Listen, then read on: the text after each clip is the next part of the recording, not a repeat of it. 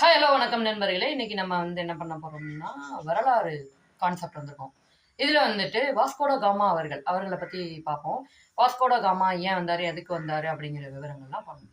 1453 அதுல ஆட்டோமேனிய துருக்கியர்கள் அப்படிங்கிறவங்க அந்த நிலப்பகுதியை அடைச்சிடறாங்க.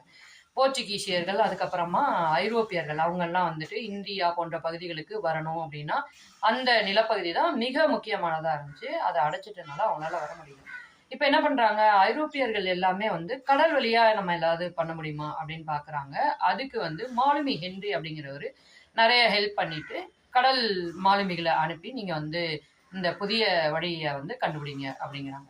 அதுல போர்ச்சுகீஸ் சேர்ந்த வாஸ்கோட காமா அவர்கள் என்ன பண்றாங்கன்னா 1498 தென்னாப்பிரிக்காவோடைய தென் கடல் முனை அங்க வராங்க. அதுக்கு நன்னம்பிக்கை முனை அப்படிங்கிறாங்க. அதுக்கப்புறமா அங்க இருந்து மொசாம்பி அந்த ஏரியா வழியா இந்திய பகுதிக்கு வர்றாங்க. இந்திய பகுதிக்கு வரும்போது என்ன ஆகுதுன்னா, சூரத்தை சார்ந்த ஒரு வணிகர் அவர் ஹெல்ப் பண்றாரு இந்தியாக்குள்ள வர்றதுக்கு. அப்படியே இங்க கேரளா பகுதியில கொச்சியில இறங்குறாங்க. எப்ப 1498 ஆண்டு. மன்னர் சாமரின் அங்க இருக்காரு. அவர் அந்த போர்ச்சுகீசிய வாஸ்கோடா காமா அவர்களை வரவேற்று அவங்களுக்கு தேவையான உதவிகள் எல்லாம் பண்றாரு. அதுக்கப்புறமா இவர் திரும்ப போர்ச்சுகீசியத்துக்கு கிளம்பிடுறார். கிளம்புனதுக்கு அப்புறமா 1501 அந்த காலகட்டத்துல ஒரு 20 கப்பல் எடுத்துக்கிட்டு நமது வாஸ்கோடா காமா திரும்பவும் வர்றாரு. இங்க அனுமதி வாங்குறாரு வணிகம் செய்ய.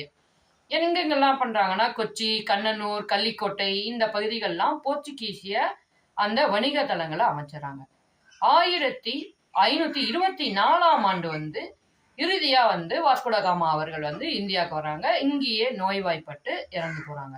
இப்படிதான் இந்தியாவுக்கான வழியை போர்ச்சுகீசியரான வாஸ்கோட காமா அவர்கள் இந்தியாவுடைய கடல் வழியை கண்டுபிடிச்சு கொடுத்தாங்க. அது மூலமா தான் இதர ஐரோப்பியர்கள் இங்க வணிகம் செய்ய வந்தவங்க அதுக்கப்புறமா நம்மளை ஆட்சி செய்ய ஆரம்பிச்சாங்க.